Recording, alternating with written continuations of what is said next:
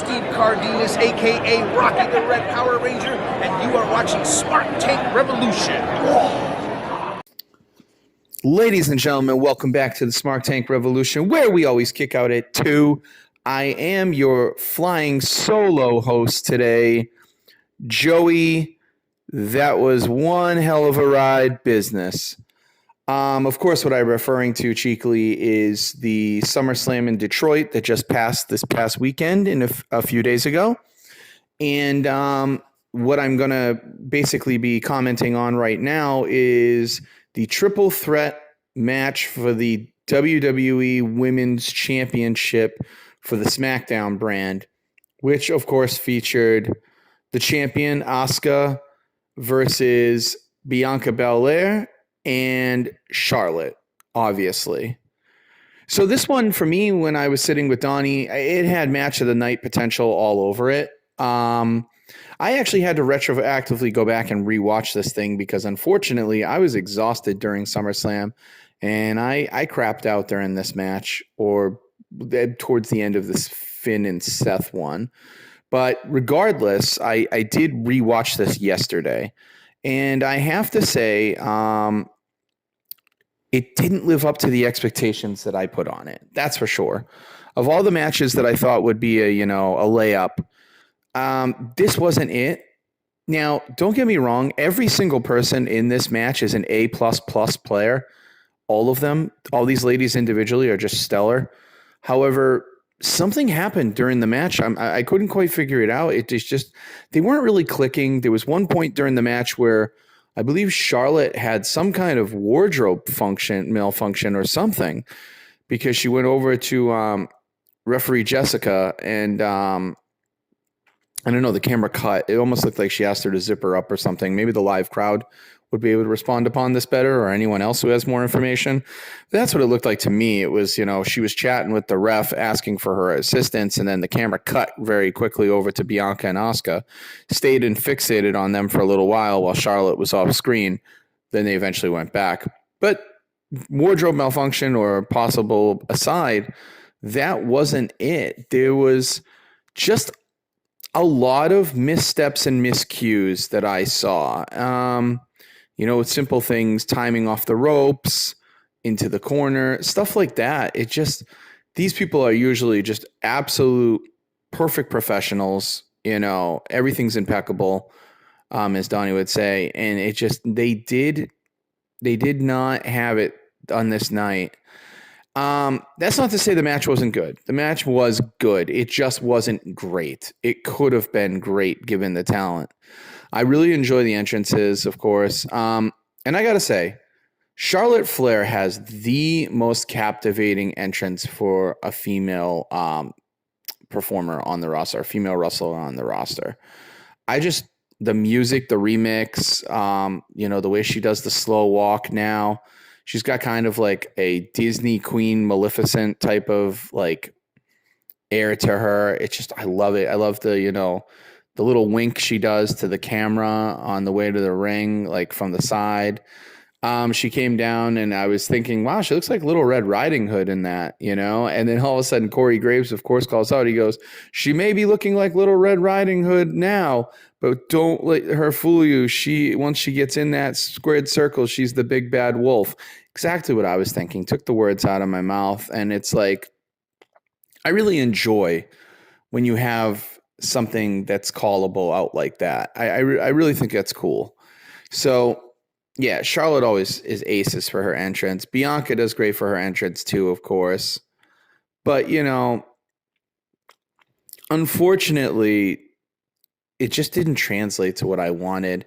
I know I picked Charlotte. In our little pregame, Donnie and I were talking. I totally picked Charlotte for the win. I said, it's most definitely Charlotte. I didn't see Asuka coming out with it, and I also didn't see them giving it back to Bianca. So I was wrong on multiple accounts on this one match, but, they tried their best. I think it really sped up towards the go home. A lot of reversals, a lot of, hitting Bianca showing her power with the power, with, the power slam. And when she was hitting, the spine buster, and just, Bianca being Bianca, doing some Bianca shit. And it was really good. Charlotte with those big boots, man. Like, does anyone do a big boot better than Charlotte Flair currently on the roster? I mean, I think the late great Test, used to do a great big boot. And of course, Kevin Nash, when he wasn't tearing his quads, would do a good big boot. But Charlotte does a great big boot. I really, like the way she can get the leg extension. It's just impressive. Her spear, on the other hand, leaves something to be desired. Her spear is more of a running hug. And it's just like, honestly, the spear is something really tough to use. Other than, I would say, Roman and Goldberg, a spear really falls flat. Oh, Rhino, of course, but that wasn't the spear. That was the gore. The gore.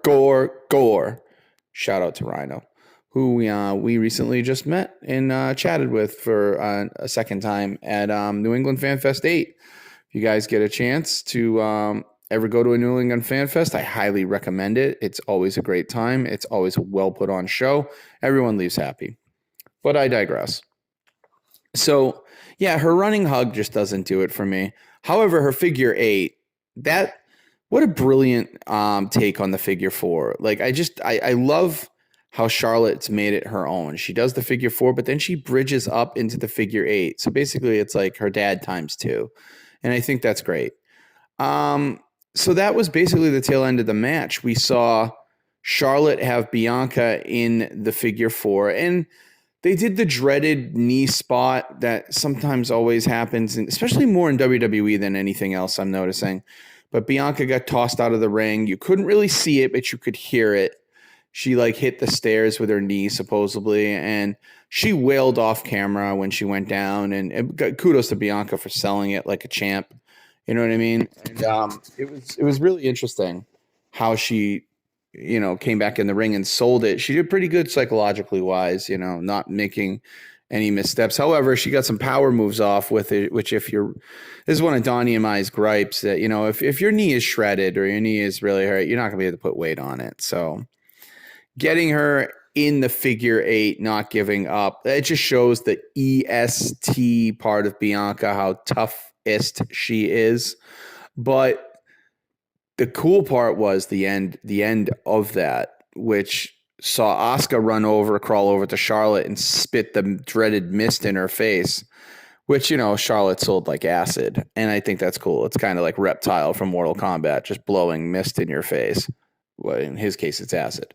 So, yeah, of course, that made Charlotte a little bit less tight on the hold. So she was relinquishing the hold a little bit more. And somehow Bianca Belair, while in the midst of the figure 8 still with a shredded knee, got able to roll up Asuka for the end and, get the Duke and get the W and take the 3 count. So that was interesting. Didn't expect that ending. Of all plausible endings, I thought either Asuka retaining was very, very obvious, or Charlotte Flair winning the title was even more obvious. The last thing I expected was Bianca to get the belt back. And nothing against Bianca. She had that championship over a year. She does a great job with it. This is her 3rd reign. However, it became much more apparent why Bianca got this title. And moments later, we heard the music and Io Sky from Damage Control with Bayley in tow with the briefcase coming down.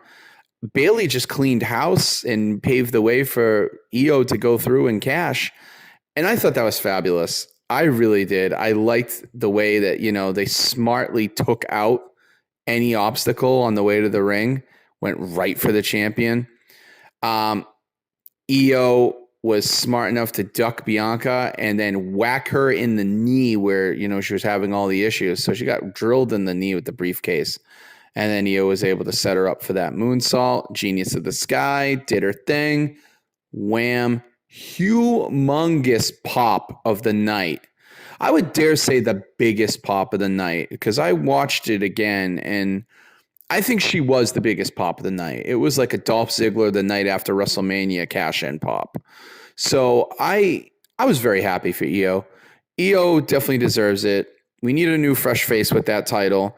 Yeah, Asuka hadn't had it in quite a long time, but it was still good to see Io get the win and start her first title reign. Nice to see, you get the little reunion with Dakota Kai coming in after an absence. Everyone embracing in the ring, hugging, Damage Control back together again, as happy as ever, a stronger unit. It's going to be really nice. And you're going to get some great matches out of Io because she's a workhorse. I've got no problems with it. We always rate our matches, 1, 2, 3 count or disqualification, or in my cases, sometimes a really rare 4 count. This match, if we're encompassing the ending and everything all together, I give it a 2.5. I do. If we're taking out the cash in, this was a solid 1.75 too. Because unfortunately, they just didn't click really well. But it was the vehicle to get us where we are. That's where we're supposed to go. And I'm really excited because let's see what they do on SmackDown. Let's see what Io starts out her reign with. And of course, I think what you're going to get is Bianca and Charlotte focus on each other, going at it in a really, intense blood feud. And yeah, that could be good too. One-on-one Charlotte versus Bianca is something we haven't seen in quite a long time, if ever, to be honest. So I'm there for it.